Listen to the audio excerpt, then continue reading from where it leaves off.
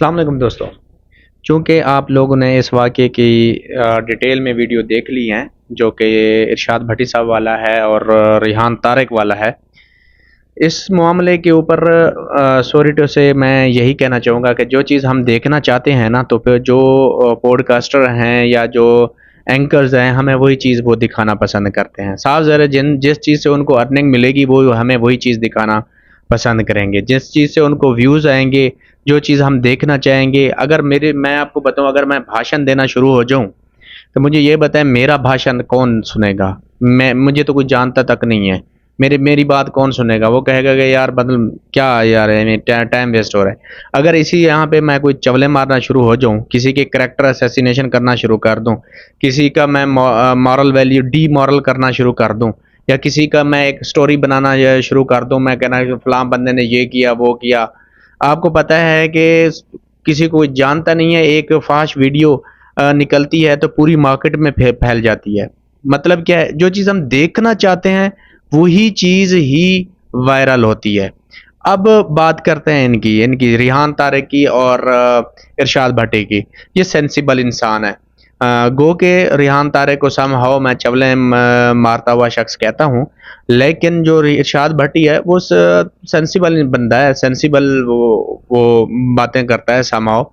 लेकिन जो बात इस टॉपिक की हो रही है ना, जिसके ऊपर आप लोग कह रहे हैं कि इसने जो ना मीरा के घरेलू टॉपिक को क्यों छेड़ा है, क्योंकि वो इसलिए छेड़ रहा था, आप लोग यही सुनना चाहते हैं। आप अभी फिजा अली के उसको देख लो, आपने उसको बैकलैश किया है, आपने उसके कंटेंट को वायरल किया है, आपने उसके ऊपर बात की है, उसने यूके में जाके उसी तरह का सेम कंटेंट बना के आपके मुंह के ऊपर मारा है।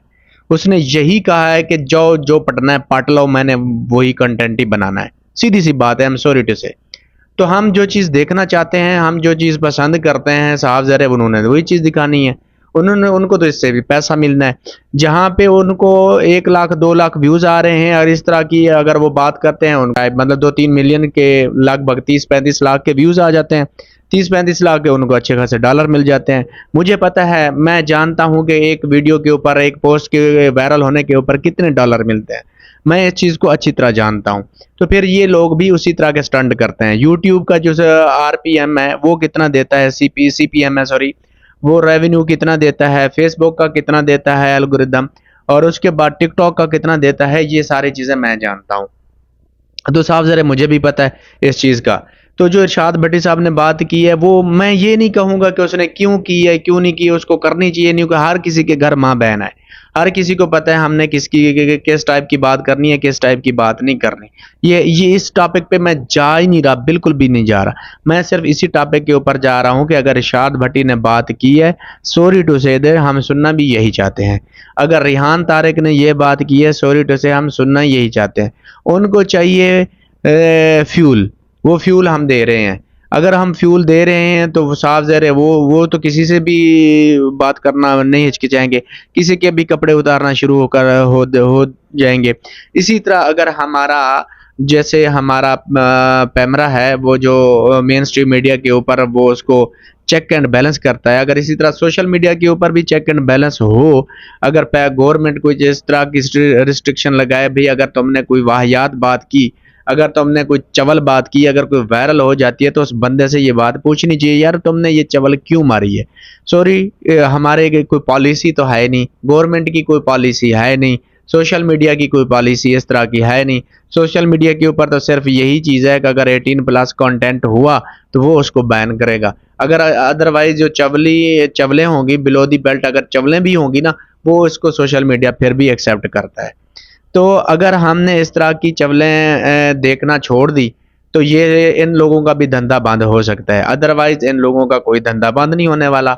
इसी तरह मैं भी अपने आप को कहता हूँ कि मैं भाई हमारा धंधा, मैं भी तो यहीं से कमाता हूँ।